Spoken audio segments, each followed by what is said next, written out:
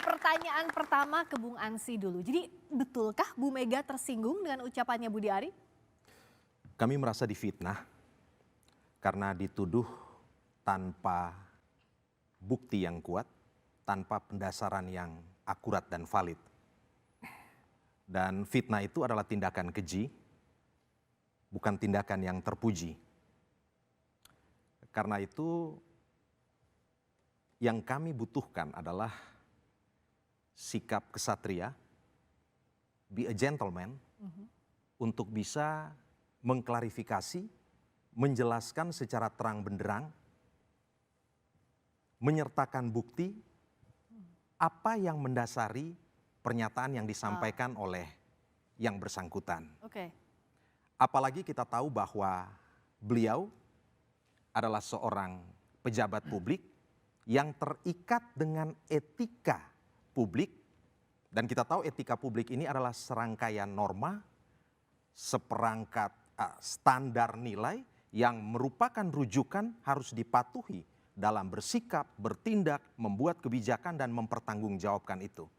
Jadi dalam kapasitas sebagai pejabat publik tentu bertindak dan berbicara itu harus hati-hati. Dan harus diklarifikasi langsung begitu Bu? Harus diklarifikasi karena dampaknya tentu membentuk opini publik dan itu secara eksplisit terang benderang disebutkan adalah PDI Perjuangan. Kalau tadi disebutkan bahwa PDI Perjuangan menyampaikan laporan ke pihak kepolisian, itu sebenarnya disampaikan oleh sejumlah kader PDI Perjuangan.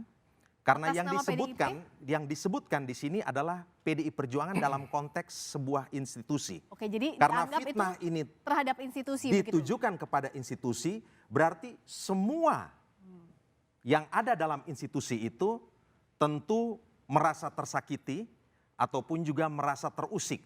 Karena itu 10 kader kami dengan inisiatif mereka melakukan pelaporan di pihak kita kepolisian. Tanyakan ini, saking tersinggungnya karena dianggap ini bukan soal perorangan, tapi soal PDI Perjuangan institusi dilaporkan. Tapi tadi juga yang ditekankan Bung Ansy harusnya klarifikasi langsung dong Bung Budi Ari. Gimana Bung Freddy? Ya, sebelum sampai ke situ, nanti kalau udah sampai ke situ selesai diskusi kita. Masih panjang kok pastinya, tapi kenapa nggak klarifikasi? Coba dijawab. Gini, saya mau jelaskan sedikit tentang tadi dikatakan juga, ini kan yang menjadi dasar semua ini kan dakwaan tadi ya. Jadi dakwaan itu sebetulnya kan di situ ada operator, ada eksekutor, ada transporter bahkan. Ya, jadi kan operatornya itu ini ada Alvin Kemas bersama-sama dengan pegawai Kominfo, ya. Nah, ada Agus, ada Deden di situ. Jadi ini Januari 2023 bahkan sebelumnya mereka ini sudah main dengan Bandar Judol. Ya, mereka sudah mengamankan situs-situs judol ini. Budi Ari belum masuk di situ. Itu kan soal dakwaannya tadi, soal sebentar. Soal yang itu. Nanti nyampe ke situ kan. Belum ada. Kemudian Juli 2023 Budi Ari masuk, kemudian direkrutlah si siapa namanya itu si Alfian si Kemas itu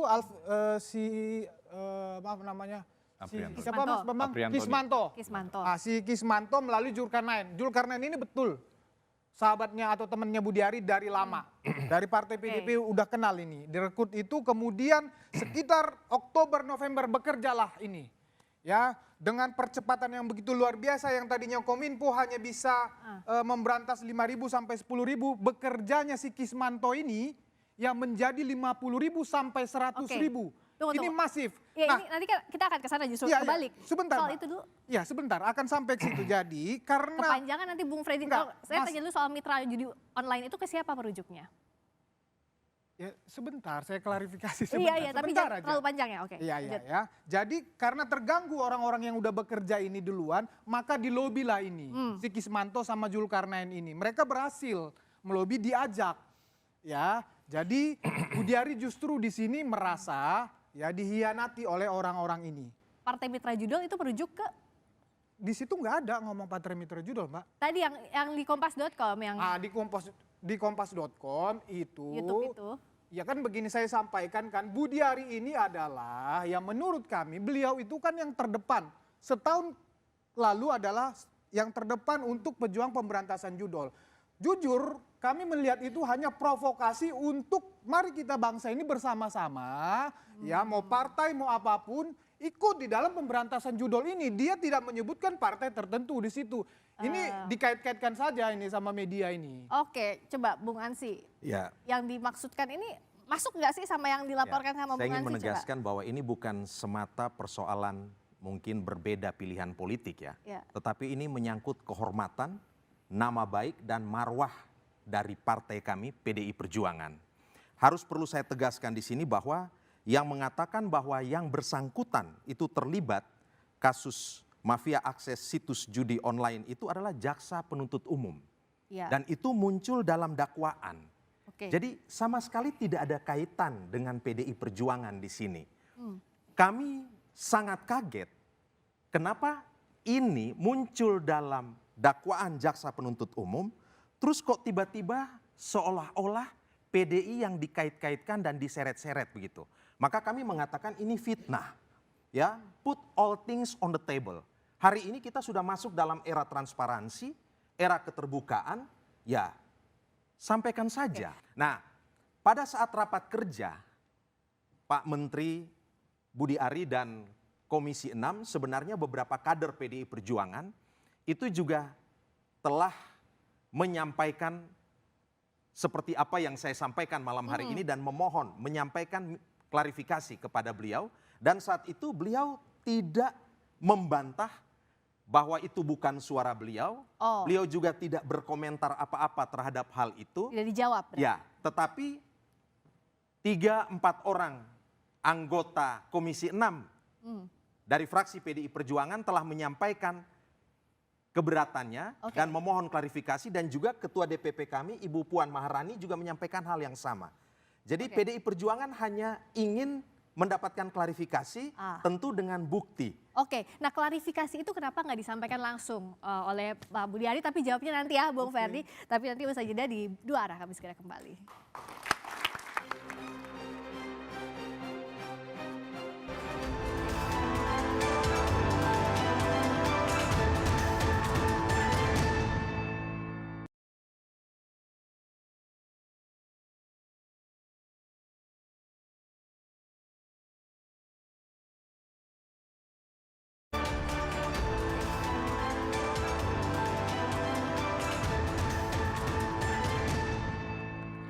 Di Dua Arah, menyambung tadi yang terputus Bung Freddy. Kenapa sih Mas Budi Arinya nggak langsung klarifikasi aja? Ya, jadi sekarang konteks politiknya. Konteks politik ada hal politis nggak? Nggak, saya mau sampaikan ya bahwa secara politik Budi Ari pasti akan melakukan komunikasi politik ya terhadap teman-teman di PDIP.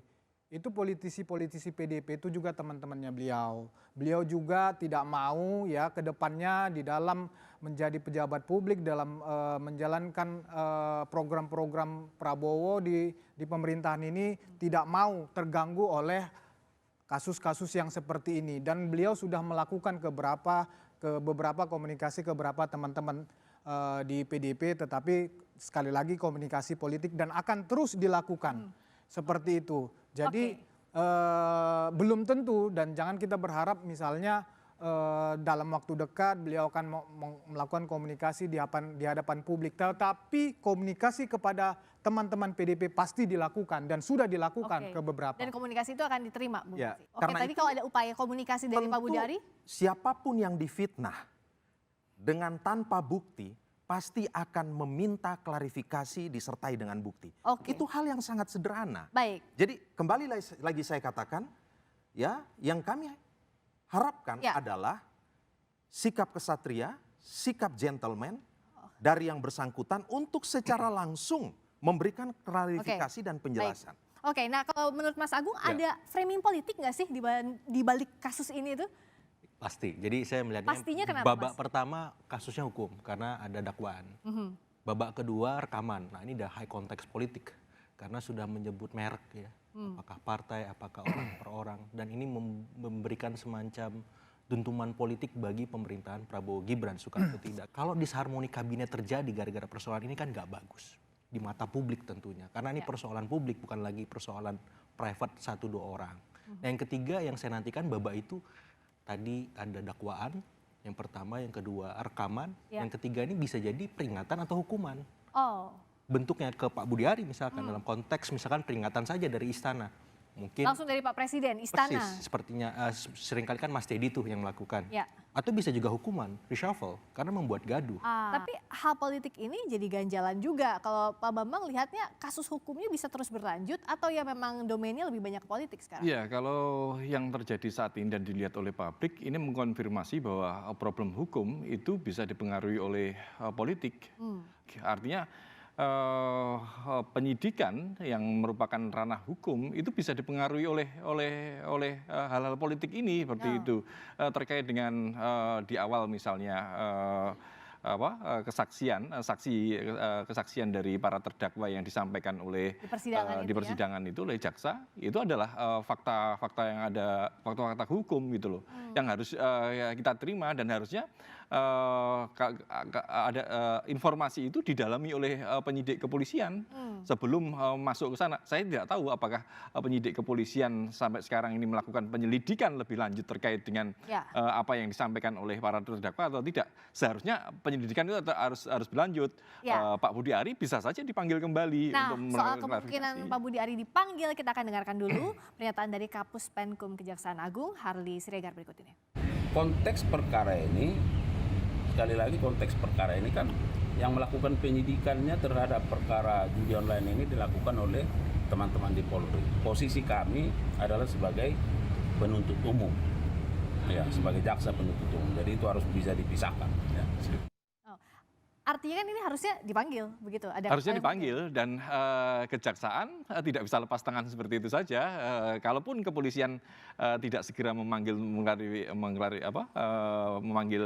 Budiari untuk mengklarifikasi itu, untuk melakukan penyelidikan tambahan, kejaksaan juga bisa mengambil alih. Karena ini kasusnya kan menyangkut dengan uang masyarakat dan kalau saya melihat kaitannya dengan para terdakwa di situ yang merupakan jajarannya, tanda kutip ini ada problem kewenangan di situ seperti itu. Nah, itu yang harus ditangkap. Karena ini disebutnya di persidangan, kalau dipanggil tadi Pak Budiari, artinya Bung Freddy membuka kemungkinan untuk itu atau terbuka dan Pak Budiari akan bersedia. Pertama tadi benar itu perkara dari kepolisian Barreskrim dan Budiari sudah memberikan keterangan di dalam perkara itu dan beliau sudah disumpah di dalam waktu penyidikan. Dan mengenai persidangan sebagai warga negara, ya, proses hukum ini beliau siap memberikan kesaksian di depan persidangan kalau dipanggil, ya, dan sampai manapun beliau siap menghadapi perkara ini karena memang seperti statementnya dia clear, bersih 100%, tidak terlibat pengamanan judul dan tidak pernah nerima apapun. Dan harusnya ini bisa dibuktikan kalau begitu. Iya, harus dibuktikan. Kalau pengakuan saksi itu sebagai alat bukti paling lemah gitu loh. Semua saksi atau yang diduga terlibat tentu memiliki hak ingkar gitu loh. Alibi-alibi tentu bisa dibangun. Maka penyelidik di kepolisian itu harus mendalami informasi sekecil apapun gitu loh. Kalau kemudian tidak ada pendalaman, ada apa? Akhirnya muncullah konteks politik tadi gitu loh, bahwa ada pengaruh-pengaruh. Pak Budiari sampai sekarang masih menjabat sebagai menteri, tentu memiliki power yang sangat kuat untuk mempengaruhi. Kalau sampai sekarang ini tidak ada progres atau ada penyelidikan ulang atau kemudian atau terhambat faktor politik di situ. Bisa jadi seperti itu. Mas Agung, apa dampaknya kalau gitu? Ya, pertama secara internal di kabinet itu jadi nggak sehat suasana dan situasi kebatinan politiknya. Ada sakwa sangka, curiga, kan ini nggak bagus. Oh, itu yang kemarin diomongin loh, kira-kira simulasinya kan begitu. Itu, oh yang ini yang ngomong gitu. Secara eksternal ini juga mengganggu ekosistem politik yang dibuat Pak Prabowo yang ingin dalam tanda petik menyatukan semua presiden, ingin berkomunikasi ke semua supaya apa? Ada balance of power di sana. Dia bisa secara objektif melihat pemerintahan dari sisi Pak Jokowi, dari sisi Ibu Mega, dari sisi Pak SBY. Tapi ketika sekarang Ibu Meganya diganggu, tunggu dulu nih. Kalau mau lebih lanjut komunikasinya, selesaikan dulu yang ono misalkan seperti itu. Nah, saya berharap memang ke depan sebagai masukan Pak Budiari mengklarifikasi. Yang kasus dakwaan, sampaikan bukti-buktinya. Yang kasus rekaman juga demikian kenapa. Yang ketiga kalau ada misalkan peringatan, hukuman dan seterusnya dihadapi. Dan itu bagus bagi pemberantasan perang semesta kita terhadap judul. Buka-bukaan aja. Itu lebih bicara soal bukaan ini kan akhirnya harus transparan proses hukum yang berlangsung. Sekarang Bung Ansy, kalau bicara soal surat dakwaan yang di mana itu nama pertama kali disebut, apakah artinya transparansi hukum ini ditunggu juga oleh PDIP? Ya, kami sepenuhnya menghormati proses hukum yang berjalan dan kami tidak campur dalam proses hukum itu. Kami berharap law enforcement ini betul-betul bisa ditegakkan, hukum ditegakkan, keadilan ditegakkan. Kalau yang bersangkutan keberatan dan ingin membantah, mestinya di dalam Koridor hukum. persidangan dalam koridor hukum itu. Jadi konsen kami bukan di sana. Konsen kami adalah ketika sudah menyebut nama PDI Perjuangan. Dan menurut kami tanpa bukti itu adalah fitnah. Dan kami menuntut agar dilakukan klarifikasi. Karena apa? Karena beliau ini adalah pejabat negara, pejabat publik. Dan kita berharap walaupun PDI Perjuangan hari ini berada di luar pemerintahan, memainkan peran sebagai mitra kritis. Tetapi tentu kami juga berharap pemerintahan Presiden Prabowo Subianto ini betul-betul bisa menjalankan tugas secara efektif yang ujungnya bisa menghadirkan kesejahteraan dan keadilan. Kalau kita lihat Pak Menteri Koperasi Pak Budi Ari, hari-hari ini kan juga harusnya fokus kepada upaya mensukseskan program yang namanya Koperasi Desa Merah Putih itu. Dan itu ada di 80 jadi fokus pada program desa. gitu ya, jangan kemana-mana. Kalau misalnya soal surat dakwaan ya, kalau Bung Freddy menganggap beralasan atau tidak sih ada nama Budi Ari di sana dan Pak Budi Ari harus memberikan keterangan di persidangan soal ini? Iya, jadi yang kita sampaikan tadi tentang dakwaan itu sudah dibantah sendiri oleh keterangan terdakwa. Di dalam persidangan, si Zulkarnain Apriantoni itu sudah menyatakan bahwa Budi Ari tidak tahu menahu tentang kesepakatan itu, tentang pertemuan itu, dan dipastikan tidak menerima apapun dari situ. Jadi baik secara dakwaan tidak ditemukan fakta, tidak ditemukan bukti apapun keterkaitan beliau. Itu hanya omon-omon mereka saja. Ya, jadi ya baik secara dakwaan menurut kami Budi Ari tidak terlibat apapun dan yakin ya seperti saya katakan tadi sampai dimanapun yakin beliau tidak akan kena dalam jerat hukum di dalam permasalahan ini.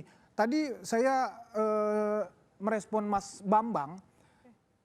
Jadi karena tidak ada fakta, tidak ada bukti ya yang mendukung omon-omon mereka itu sehingga ini penyelidikannya tidak dibuka yang baru ataupun Budi Ari tidak tersangka. Jadi jangan pula kita memframing seolah-olah karena kekuasaan seorang menteri koperasi beliau bisa menstop ini. Enggak mungkin. Ya, sekarang problemnya selama ini begini. Saya tambahkan Mas Bambang sedikit. Sekarang konsentrasi ya Presiden Prabowo untuk penegakan hukum kita tahu semua disikat. Nggak ada toleransi. Nah, gitu kalau loh. menurut saya seperti ini, saja tapi ya, kita tahu bagaimana kinerja kepolisian kita ketika berhadapan dengan aktor-aktor yang terlibat dalam kekuasaan gitu. Kepolisian seringkali juga melakukan penghentian penyelidikan. Artinya hal seperti itulah yang terjadi dan tidak akan menindaklanjuti ketika ada pengaruh-pengaruh. Jadi kalau kita ngomong bukti susah gitu karena kepolisian sendiri tidak mau mengejar bukti.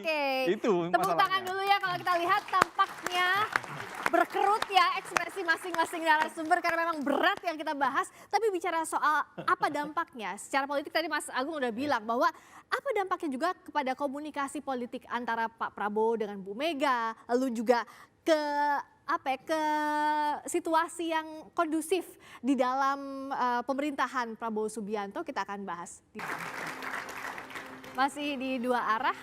Kalau Mas Agung lihatnya, apakah ini akan jadi memperburuk komunikasi di antara Presiden Prabowo dengan PDI Perjuangan yang sebenarnya kalau kita lihat dalam beberapa waktu ini sudah mulai ke arah yang positif? Ya. Saya melihat Pak Prabowo maupun jajarannya lebih melihat keluar ya, belum bersikap apapun, lagi melihat situasi sebagaimana kemarin Pak Hasan Nasbi memberikan konfirmasi bahwa ikuti proses hukumnya, kita lihat seperti apa ke depannya. Tapi yang jelas begini, Pak Budi Ari ini kan punya kaki-kaki politik yang kokoh, kuat. di kabinet di pemerintahan Pak Prabowo karena dia nafas keberlanjutan.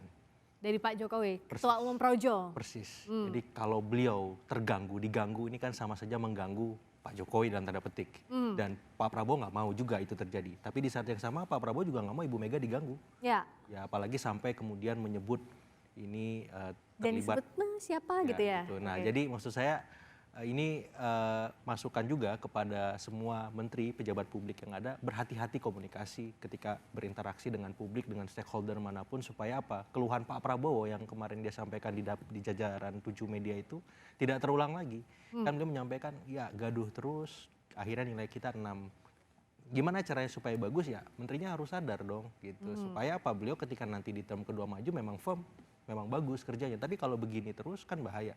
Beliau juga mikir lah kalau seperti ini saya juga harus melihat satu persatu menteri-menteri, mana yang bisa saya lanjutkan, mana yang harus saya peringatkan, mana yang harus saya Ancaman ganti. reshuffle gitu diganti. Ya, bisa jadi kesana. kalau ini tidak ada ujungnya, terus bergulir, karena ini kan bola panas.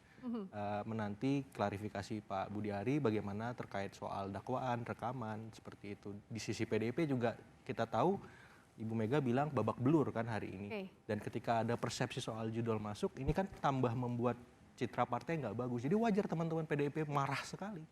Ya karena bagi teman-teman ini yang kemarin aja belum selesai. Ya, udah ada guru-guru yang baru. iya, Nah, sudah ada. oke. Jadi menaikkan titik didih konflik politik antara Teguh Umar dengan Solo seperti Ah, itu. oke. Jadi Bung Freddy, apakah ini jadi menaikkan titik didih konflik antara Teguh Umar dan Solo kalau kata Mas Agung? Bisa Ya, jadi diganti siapa tuh, Pak? Saya juga sepakat dengan Mas Agung. Wajar ya, kadar-kadar PDIP itu marah, kemudian melapor, ya. Tapi permasalahannya itu bukan kesalahan Budi Ari. Itu pembicaraan Oke, privat. udah tadi ya disebut Iya. di awal. Oke. Oke. Lanjut soal komunikasinya. Jadi tidak ada ya sampai sekarang ya belum ada kegaduhan itu, katakanlah yang menyebabkan istana atau menyebabkan pemerintahan ini ya terganggu. Karena itu juga mungkin Budi Ari tidak mengambil sikap melakukan statement secara terbuka misalnya, karena seperti saya sampaikan tadi, apapun yang disampaikan nanti ini akan bertambah gaduh. Jadi lebih bagus komunikasi politik yang dijalin beliau itu komunikasi tertutup. Ya, agar ini bisa tambah adem lah, selesai ya, seperti yang disampaikan Mas Agung tadi. Oke, jangan ada Ya, gaduh-gaduh Friska, lagi. ini di hadapan adik-adik saya mahasiswa, itu hal yang sangat elementer, membedakan antara privat dan publik. Kalau saya berbicara dengan Friska berdua, dan kemudian itu tidak disebarluaskan, disiarkan kemanapun, itu privat.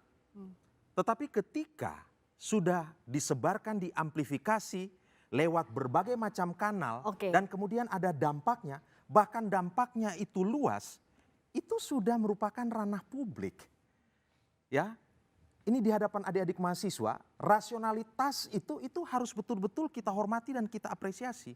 Dalam konteks ini, karena sudah menjadi konsumsi banyak pihak, maka ini adalah sudah menjadi barang publik.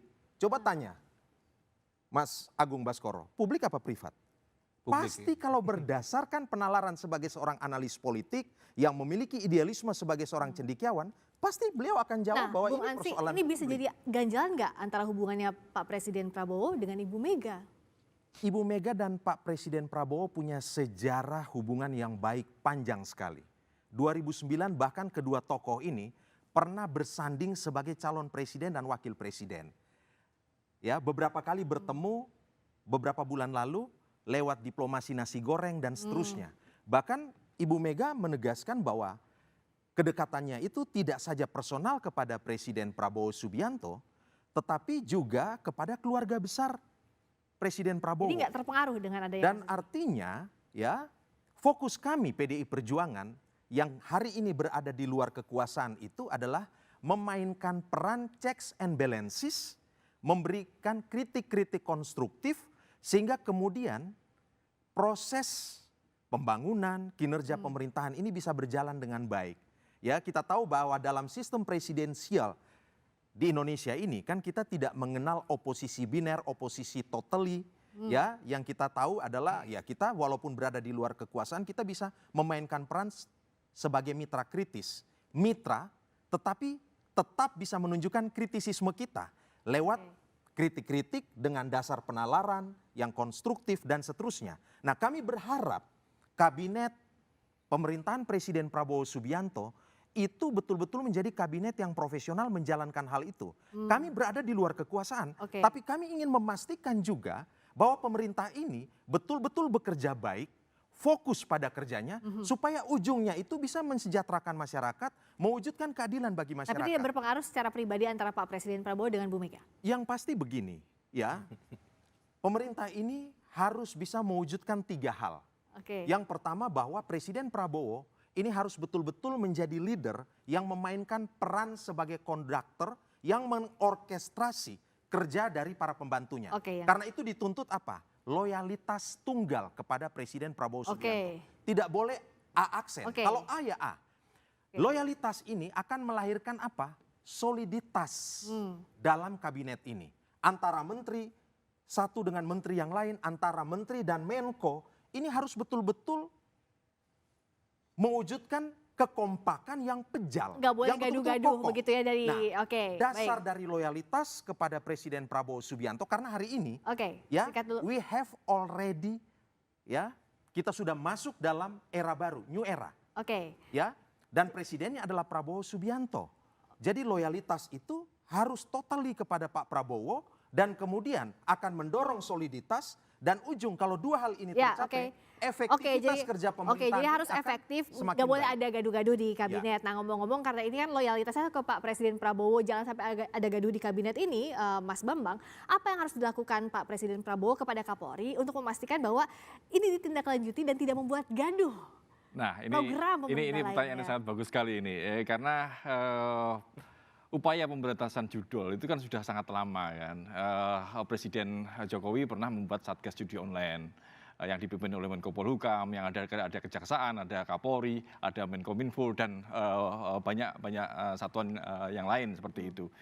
Ketika muncul kasus ini, ada oknum-oknum di Kominfo ini yang terlibat dalam judi online. Ini menjadi PR yang sangat besar dan mengkonfirmasi bahwa ada aktor-aktor di internal pemerintahan yang terlibat seperti itu. Kalau kemudian muncul surat kesaksian yang muncul di surat yang di dakwaan yang disampaikan oleh jaksa, ini mengkonfirmasi lagi bahwa memang ada gitu loh, ada keterlibatan. Apakah ini keterlibatan di internal kepolisian? Karena sampai sekarang pun tidak ada tindak lanjut untuk terkait pendalaman terkait informasi itu seperti itu. Karena kita mengetahui masyarakat tentu paham kasus judi online ini sangat besar dan melibatkan uang. Uang itu kemana? Jadi fokus ditelusuri ya? Telusuri dong. Uang yang diterima oleh para terdakwa itu larinya kemana gitu loh. Dari mana dan kemana? Ini kan follow the money itu kan menjadi resep bagi upaya mencari kasus membongkar kasus tindak pidana terkait dengan keuangan seperti itu. Kalau kemudian tidak ditelusuri, ya nanti akan berhenti. Artinya ini menjadi PR, mengkonfirmasi lagi bahwa kepolisian tidak bekerja dengan bagus seperti itu. Makanya Presiden ya harus mempertanyakan kepada Kapolri, kerjamu gimana ini? Kok sampai muncul ada pernyataan seperti itu, tidak ada follow up terkait itu. Nah yang penting juga kan kalau kita lihat ada konsep follow the money, membuktikan bahwa ya tidak menerima, misalnya bisa atau tidak, kalau membuktikan sebaliknya bahwa Budi Ari tidak menerima sesuai apa yang disampaikan di surat dakwaan. Ya, sepakat tadi dengan Mas Bambang, ya sepakat kita ini jadikan momentum untuk menarik siapa saja yang terlibat di dalam kasus judi online ini. Ada missing di sini yang hilang, yang saya sampaikan tadi. Transporter, ada yang menerima, ada yang mengepul dana itu. Yang memberikan dana tidak tahu siapa. Kemudian yang bandarnya nggak tahu, nggak jelas sampai sekarang bagaimana. Ya, jadi saya rasa mari kita fokuskan ke situ, kita kejar ini dan siapa yang membackingi. Saya sepakat, siapapun yang membackingi judi online ini, karena ini penghisap darah rakyat. Sepakat harus dibongkar semuanya, siapapun yang terlibat. Makanya Pak Budi Ari harus membongkar, mendengar siapa ini orang terlibat. Jangan hanya sekedar kemudian tabayun, hanya menyampaikan tadi di ruang-ruang privat seperti itu. Bongkar semuanya. Tentu masyarakat yang mendukung. Bongkar siapa saja yang terlibat gitu. Berani. Jadi kalau dipanggil oleh penyidikan, siapapun itu ya termasuk Budiari, beliau bersedia untuk memberikan buktinya kalau dia tidak terlibat ya. Udah pastilah ini PPATK menelusuri aliran dananya. Kalau follow the money, kalau cash itu sih sekali lagi si Zulkarnain itu sudah mengakui kalau dia yang terima itu. Ya. Uangnya dimanakan itu? Sama Zulkarnain. Nah dia mengkemanakan itu segala macam kan udah ada yang sebagian dibelanjakan oleh istri. Nah yang lain-lain, nah ayo polisi silahkan sidik. Tetapi kalau yang tadi konteksnya Budiari 50% itu sudah diakuin Zulkarnain, dia terima itu. Tidak ada Budiari yang ngalir ke situ. Dan bisa dibuktikan juga oleh Pak Budiari tidak ada itu alirannya. Bisa, bisa mau dibongkar apapun, Budiari siap. Oke, berani dibongkar. Priska. Yes, apa? Ya, saya kira yang namanya menteri atau pembantu presiden itu harus bekerja berdasarkan visi dasar dan arah politik dari presiden. Dan kita tahu bahwa Presiden Prabowo Subianto ini adalah seorang politisi yang mengembangkan politik persahabatan, membangun jembatan, ya, membangun silaturahmi, bukan membangun tembok. Ya, mestinya ini juga menjadi rujukan dari para pembantunya. Dan hari ini perlu saya tegaskan bahwa new era has already come. Hari ini era baru, presidennya itu namanya Presiden Prabowo Subianto. Karena itu para menteri itu harus dalam menunjukkan kiprahnya juga tentu harus sejalan dengan apa yang menjadi visi presidennya itu. Ya. Jadi ya untuk mensukseskan program-program pemerintah ini Pak Prabowo merasa bahwa perlu membangun jembatan komunikasi, silaturahmi, diskusi, bahkan dengan PDI Perjuangan sebagai partai politik yang hari ini berada di luar pemerintahan. Nah, ini yang harusnya dimengerti oleh para pembantu beliau. Jadi harus dimengerti, nggak boleh ada yang ramai-ramai pembantu presiden. Nah, Istana melalui Kepala PCO bilang bahwa nggak akan intervensi hukum soal kasus yang berlangsung ini soal judi online. Nah, bagaimana membacanya arah politik dan juga sikap Istana terhadap kasus ini? Kalau dari sisinya Mas Agung, jawabnya tapi tahan dulu, tetap di dua arah. Ya.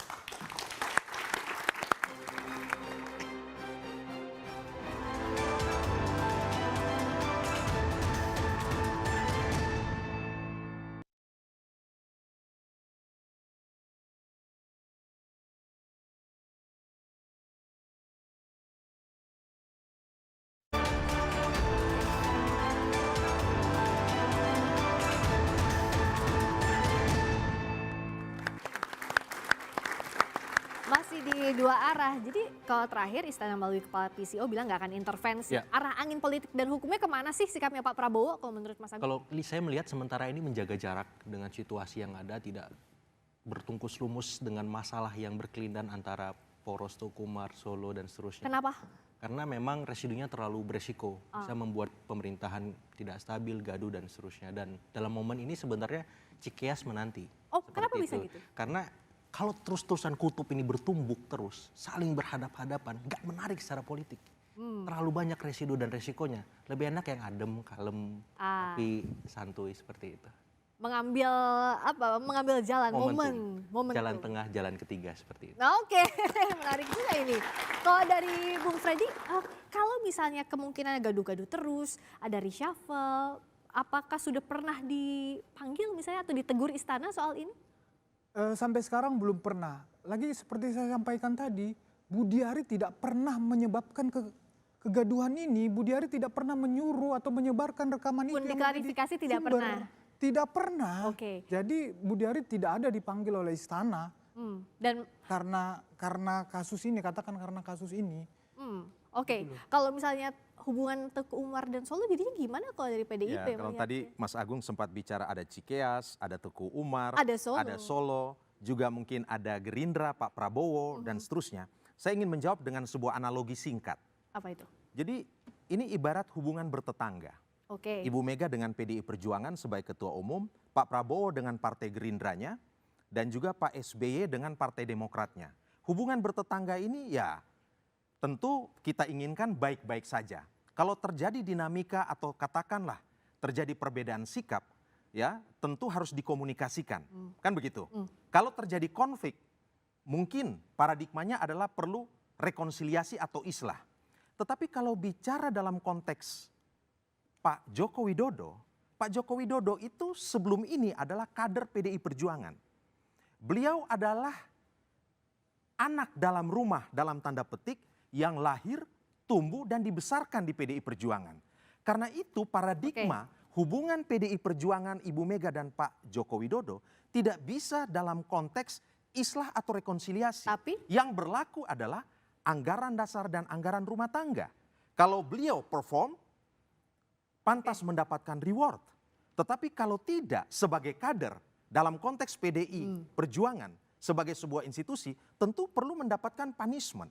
Dan itu sudah kami lakukan ketika Presiden Joko Widodo sebelumnya dari Solo ke Jakarta dan kemudian 2 periode menjadi presiden, beliau mendapatkan reward, dicalonkan oleh PDI Perjuangan. Tetapi dalam kasus terakhir terkait dengan Mahkamah Konstitusi, terkait dengan konstitusi 3 periode, PDI Perjuangan punya sikap yang tegas. Dan bagi kami relasi antara PDI Perjuangan dengan Pak Prabowo atau PDI Perjuangan dengan Pak SBY itu tidak bisa disamakan kecuali sama dalam Solo. konteks seperti relasi dengan Pak Joko Widodo. Karena beliau tadinya adalah kader PDI Perjuangan, yang berlaku di situ adalah anggaran dasar dan anggaran rumah tangga. Ya, karena apa? Karena kita satu keluarga. Nah, kalau ini dengan Ketum Projo akan semakin berpisahkah atau yang jadi ganjalankah hubungannya? Closing statement saya adalah yang kami butuhkan adalah be a gentleman. Tunjukkan sikap kesatria, tampil ke publik secara terbuka, klarifikasi, sampaikan bukti. Saya ingin tanya kepada kita semua, kalau institusi Anda, kampus Anda, Kompas TV difitnah, apakah Anda semua akan diam? Tentu Anda akan meminta klarifikasi dan disertai dengan bukti. Yang kedua, para menteri, Pak Budi Ari, tolong fokus pada kerja. Buat legacy, ukir prestasi, supaya apa? Supaya kabinet Presiden Prabowo Subianto ini juga mendapatkan sesuatu yang positif dari masyarakat. Dan terakhir, singkat saja, pejabat publik harus jadi teladan dalam ucapan dan tindakan. Singkat saja dijawab karena di-mention tadi Pak Budi Ari. Dari Bung Freddy, singkat saja. Saya tegaskan sekali lagi ya, bahwa Budi Ari tidak pernah menimbulkan atau menyebabkan kegaduhan ini. Itu yang pertama. Bahwa Budi Ari sampai sekarang sangat firm ya menjalankan tugasnya. Per hari ini itu Kopdes sudah 71.000. Tidak sampai seminggu ini mungkin 80.000 selesai itu Kopdes. Yang berikutnya yang mau saya sampaikan adalah mari kita bersama-sama dengan anak bangsa lainnya, dengan pejabat-pejabat lainnya, dengan ketua-ketua umum partai lainnya, kita bersama-sama berantas judol ini, kita bersama-sama kita awasi persidangan, kita buktikan bersama-sama di mana itu bandar, di mana yang pemberi dana. Ayo, kita bersama-sama. Pak Bambang, Mas Bambang, ayo agar ini selesai kasusnya gimana sih? Semua orang tidak suka dengan kegaduhan dan narasi-narasi yang beredar saat ini akan menambah PR bagi para penegak hukum kita. Artinya penegak hukum jangan hanya sekedar menyaring atau mendapatkan klarifikasi saja, tapi mengejar barang bukti. Yang itu yang harus yang ditawarkan oleh penegak hukum kita untuk membangun kepercayaan masyarakat terkait dengan penegakan hukum yang berkeadilan. Jadi jangan sampai kapan mau klarifikasi ini? Ditanya nanti boleh dilanjut di sini ya. Yang tidak udah. Ditunggu klarifikasinya, katanya apakah akan klarifikasi kita nggak tahu. Yang jelas jangan sampai tong kosong nyaring bunyinya, alias harus jelas bagaimana penegakan terhadap kasus ini agar jangan semakin gaduh-gaduh, riuh-riuh di publik. Saya Friska Clarissa, terima kasih telah menyaksikan Dua Arah. Kita ketemu lagi pekan depan.